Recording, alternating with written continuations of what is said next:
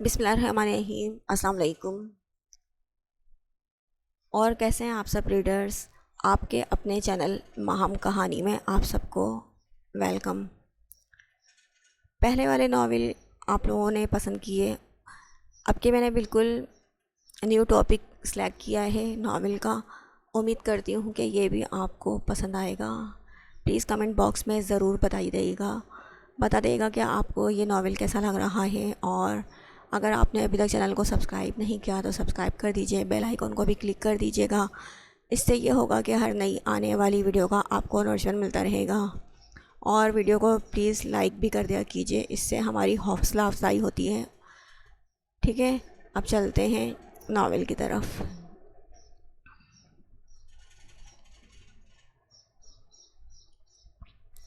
Operation theatre سے نکلتے ہوئے اس نے تھکے انداز میں چہرے سے ماسک ہٹایا اور اپنے روم کی جانب بڑھ گئی۔ خوبصورت مگر سادگی سے سجے روم میں داخل ہو کے اس نے اپنے ہاتھ دھوئے اور سیدھا آگے صوفے پر نیم دراز سی ہو گئی۔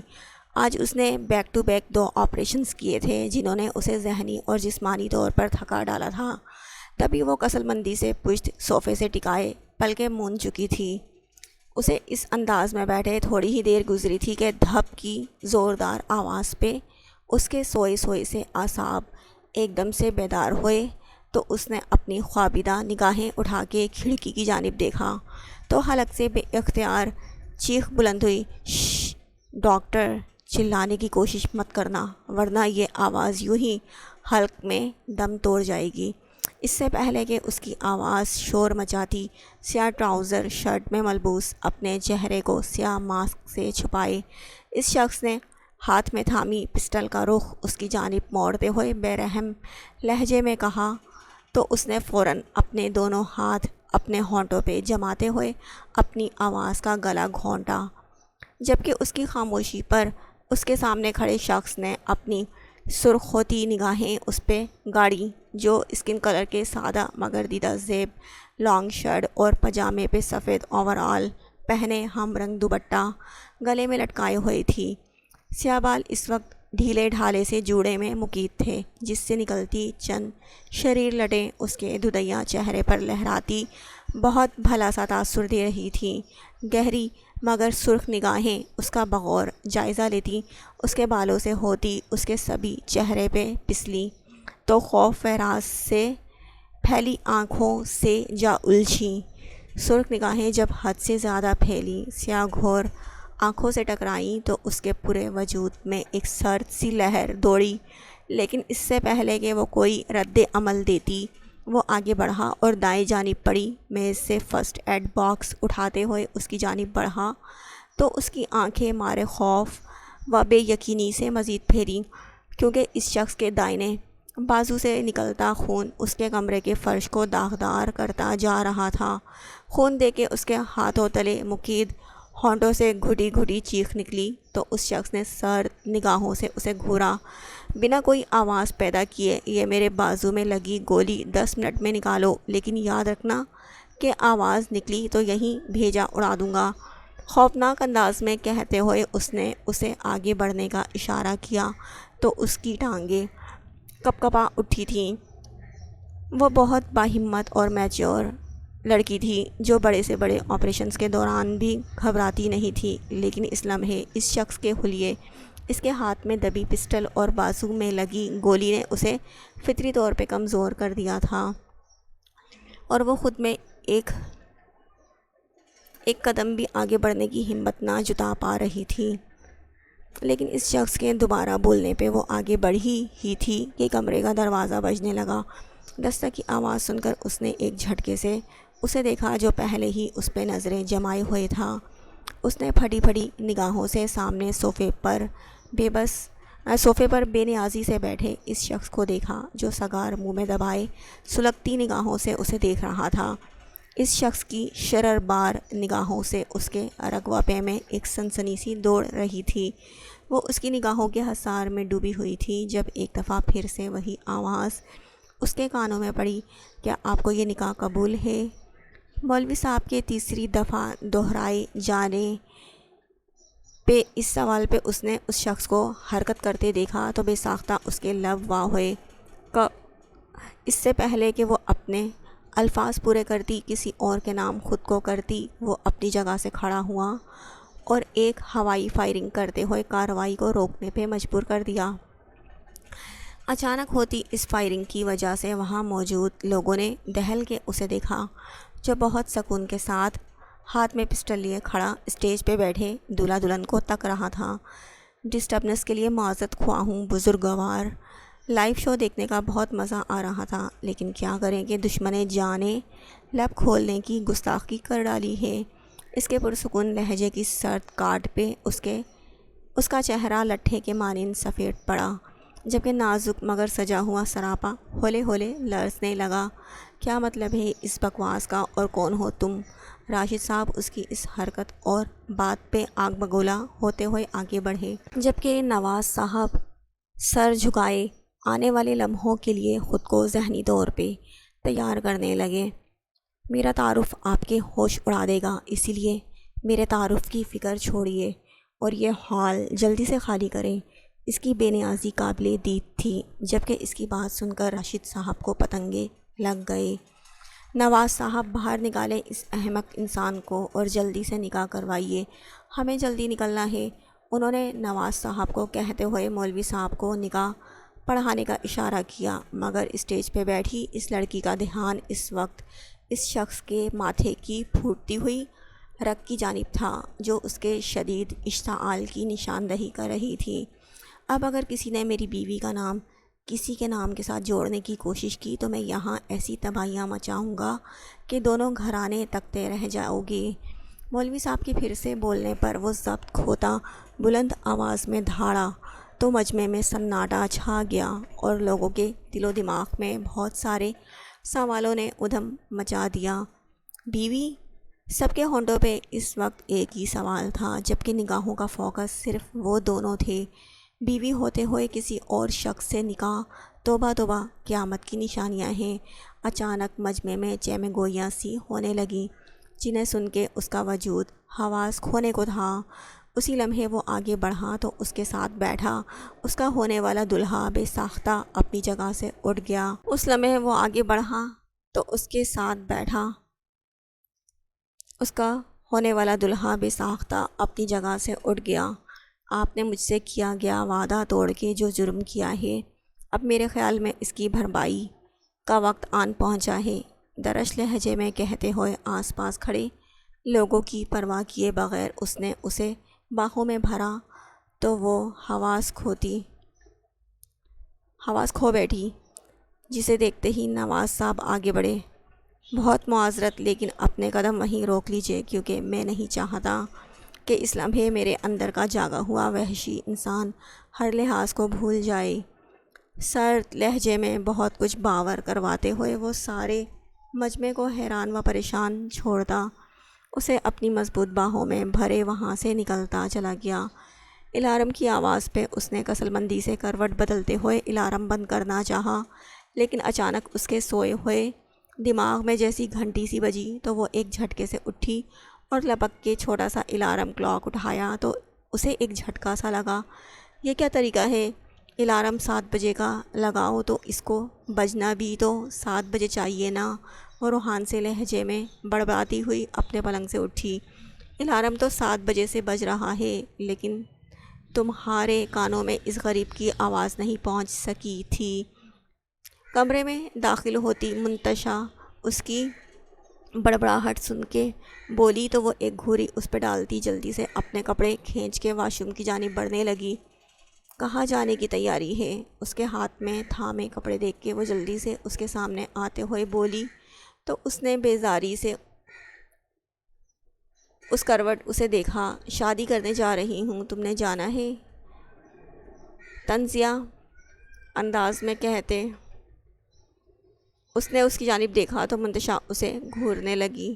تمہاری شادی کے لیے بھی مجھے اچھی وائبس کبھی نہیں آتی، کیونکہ مجھے لگتا ہے تم شادی کی اطلاع بھی ہمیں یوں ہی بھاگتے ہوئے دو گی، لیکن ابھی مہربانی کر کے یہ بتاؤ کہ کہاں جانے کی تیاری ہے؟ منتشا نے ناک چڑھاتے ہوئے کہا، جاب کے لیے جا رہی ہوں، اس نے اب کے لہجے کو متوازن رکھتے ہوئے جواب دیا تو منتشا کے ساتھ ساتھ ناشتے کی ٹرے اندر لاتی۔ مسز جوزف بری طرح سے چونکی۔ تم جاب کیوں کرو گی؟ مسز جوزف نے آگے بڑھ کر فوراً استفسار کیا تو وہ ان دونوں کے اس رد عمل پہ بے حد بدمزہ ہوئی۔ فار گاڈ سیک، اتنا بچکانہ بیہیو شو نہ کریں۔ جاب کروں گی پراپر، کوئی چوری چکاری نہیں کروں گی، وہ جھنجھلا اٹھی۔ لیکن تم جاب کرو گی کیا اور کہاں پہ؟ منتشا نے الجھی نگاہوں سے اس کا پرسکون چہرہ دیکھا، جو ہمیشہ ہر حال میں یوں ہی پرسکون اور ہر فکر سے آزاد رہتا تھا۔ 2-3 ویکنسیز دیکھی ہیں کمپنیز کی، ادھر جاؤں گی اور کام جو بھی ہوا کر لوں گی۔ اب پلیز مجھے فریش ہونے دو۔ وہ انہیں سامنے سے ہٹاتے ہوئے واش روم میں گھس گئی تو وہ دونوں ایک دوسرے کو دیکھ کے رہ گئیں۔ بیٹا آپ کیسے کر سکتی ہیں اتنی ٹف اسٹڈی؟ فرحان صاحب نے ناشتہ کرتی زرش کو کہا تو اس نے معصوم سی شکل بنا کے اپنے پاپا کو دیکھا۔ پاپا میں کر لوں گی مینیج، پلیز آپ ایگری تو ہونا۔ اس نے ناشتہ وہیں چھوڑ کے فرحان صاحب کا بازو تھامتے ہوئے التجائیہ لہجے میں کہا تو فرحان صاحب نے بے بسی سے حدیقہ بیگم کو دیکھا، جو دونوں باپ بیٹی کا لاڈ دیکھتی مسکرا رہی تھیں۔ پاپا لوگ ترستے ہیں ایسے میرٹ اور موقعوں کے لیے، آپ پلیز ایگری ہو جائیں نا۔ آئی سر، میں ضرور کر لوں گی اسے کیری۔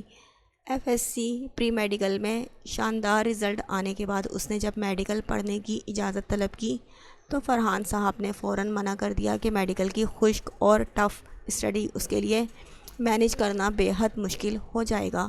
لیکن نہ جانے اس کے دماغ میں کون سا خلل داخل ہو چکا تھا کہ وہ مسلسل ضد پہ اٹکی ہوئی تھی، اور پھر اس کے بے حد اصرار پہ فرحان صاحب نے اسے رضامندی دے دی۔ لیکن اس کے ساتھ ہی انہوں نے اس کے لیے الگ سے گاڑی اور ڈرائیور کا بھی فوری بندوبست کر دیا تھا۔ آپ دنیا کے سب سے بیسٹ پاپا ہیں۔ فرحان صاحب کے مکمل رضامندی دینے پہ وہ ان کے گلے میں باہیں ڈالتی محبت سے بولی تو وہ اپنے گھرانے کی رونق کو مسکراتے دیکھ کے کھل اٹھے تھے۔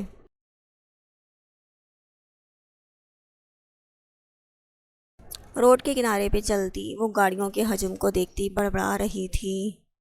روڈ کے دونوں اطراف نظر ڈالتی وہ بیڈ سے ویکنسیز کے ایڈ نکال رہی تھی۔ جب ایک گاڑی زن سے اس کے پاس سے گزری تو وہ بے اختیار لڑکھڑائی اور جلدی سے اسٹریٹ لائٹس کے پل کو تھاما۔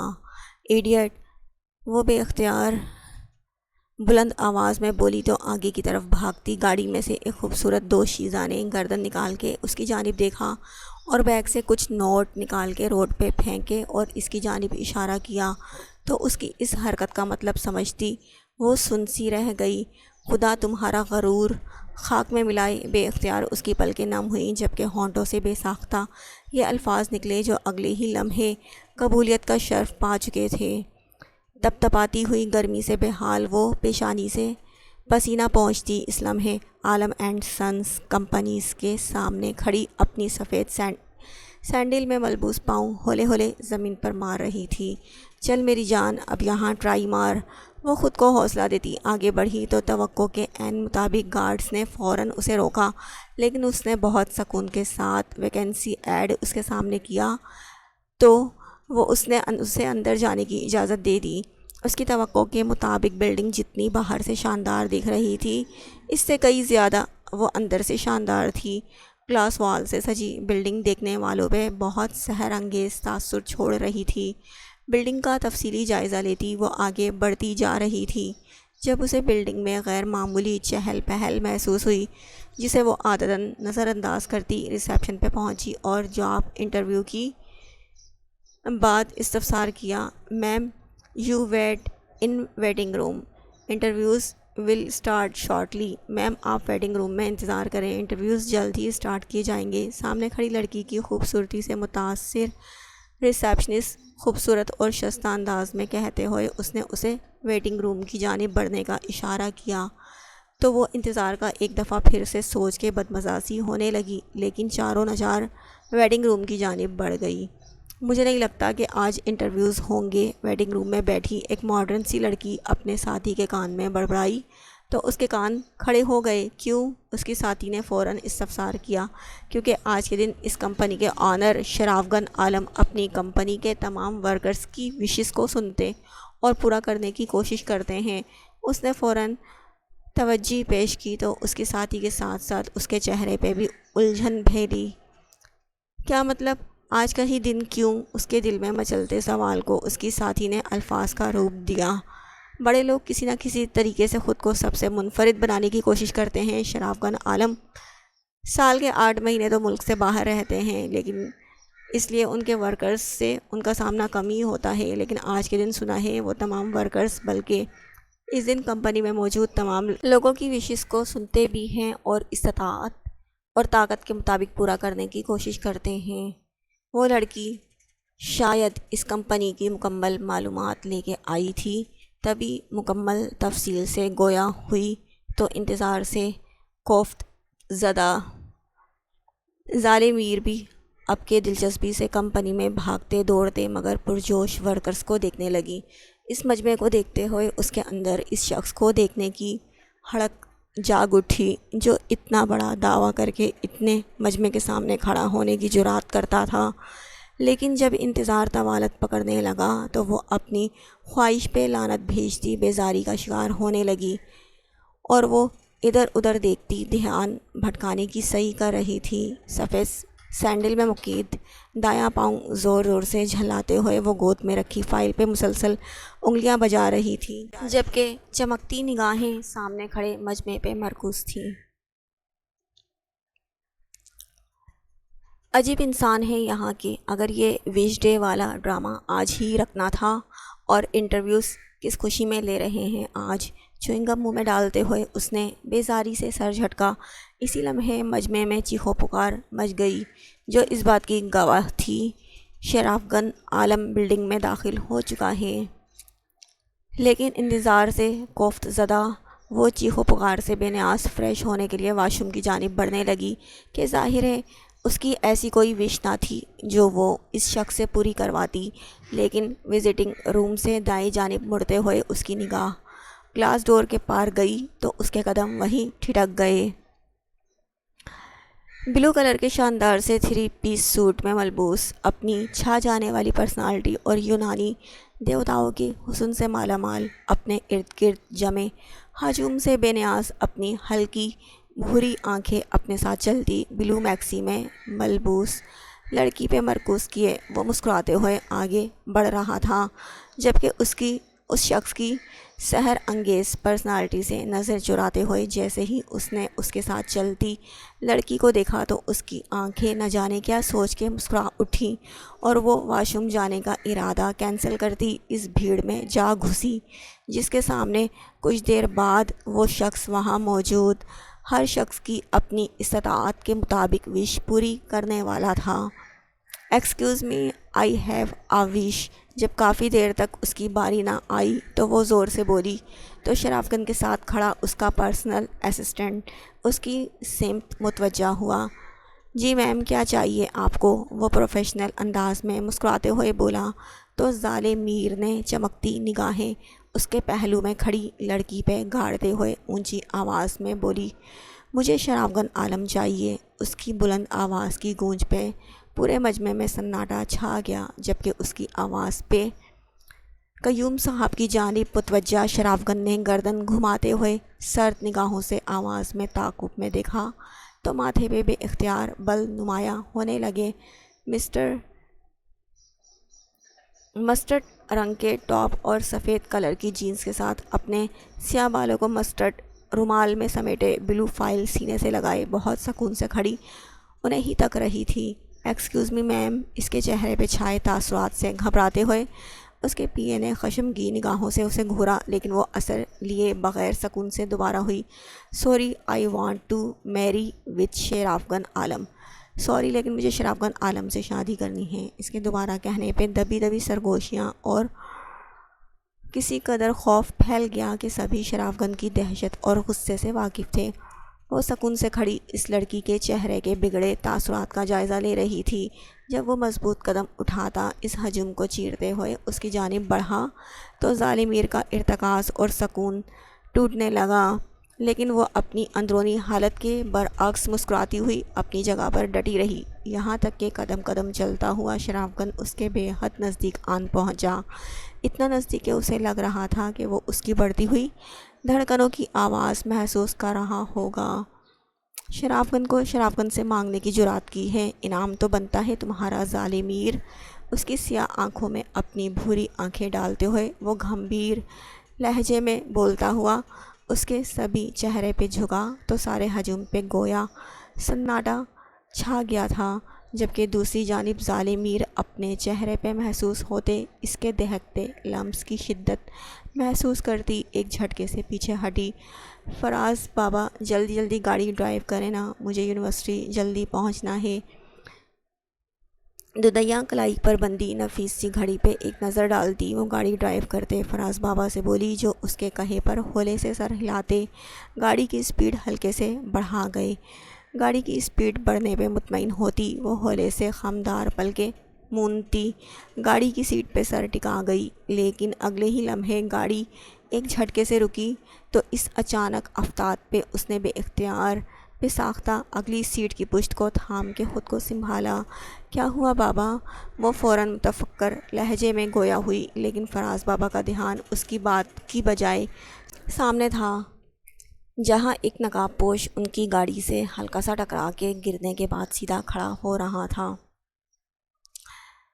فراز بابا کی خاموشی پہ اس نے جب نگاہیں اٹھائیں تو بے ساختہ اس کے وجود میں خوف کی لہر سی جاگ اٹھی، کیونکہ وہ جو کوئی بھی تھا بہت عجیب نگاہوں سے گاڑی اور اس میں موجود زرشال عالم کو دیکھ رہا تھا۔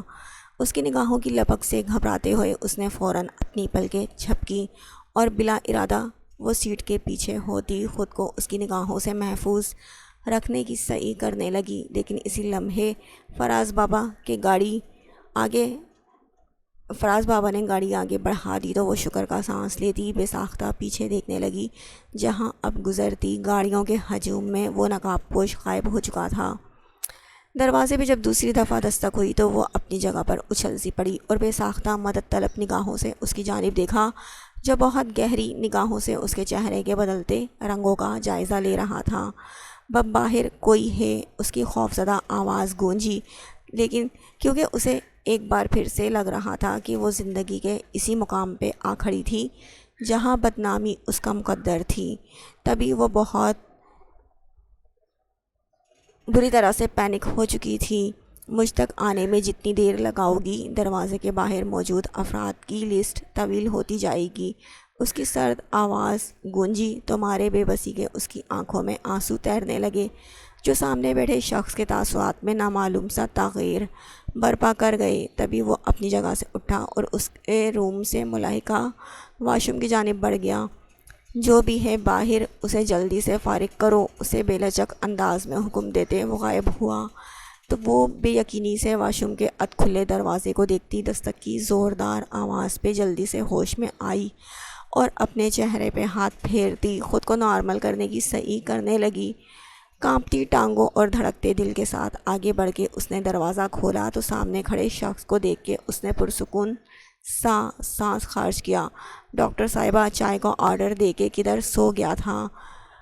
پشتون لڑکا جو ہاسپٹل میں ڈاکٹرز کو چائے سرو کرتا تھا ہلکے سے نہ روٹھے لہجے میں بولا تو وہ پھیکا سا مسکرائی۔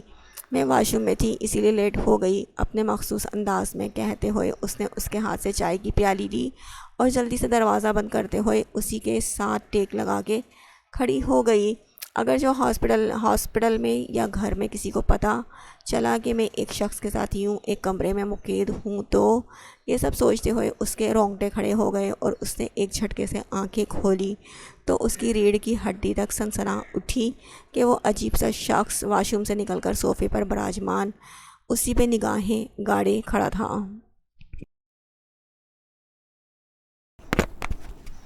ڈاکٹر جلدی کرو، اس نے محسوس کیا کہ اب کی بار اس کی آواز میں ہلکی سی نکاہت محسوس ہو رہی تھی۔ تبھی وہ کوئی جائے فرار نہ پاتی اس کی جانب بڑھی اور اس سے قدرے فاصلہ رکھ کے صوفے پر بیٹھی تو اگلے ہی لمحے اس کے دل و دماغ کو ایک جھٹکا سا لگا اور اس نے گردن اٹھا کے بغور اس شخص کا چہرہ دیکھنے کی کوشش کی۔ آپ اس کے ہونٹوں سے لفظ ٹوٹ ٹوٹ کے نکلے، جنہیں سن کے اس شخص نے ترچھی نگاہوں سے اس کی جانب دیکھا۔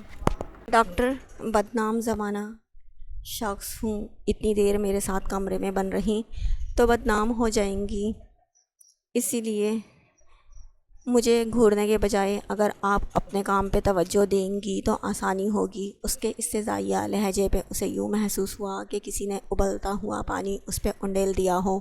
تبھی وہ ہر احساس کو جھٹکتی اس کے زخمی بازو کی جانب متوجہ ہوئی اور اس پہ لپٹا ہوا سیاہ کپڑا ہٹایا تو اس کے دل کو بے ساختہ کچھ ہوا کہ بازو کے اندر بہت گہرا زخم تھا، لیکن اب کی بار کوئی بھی رد عمل پیش کیے بغیر اس نے آگے بڑھ کے کینچی اٹھائی اور پھر بہت پروفیشنل انداز میں اس کی گولی نکالنے لگی۔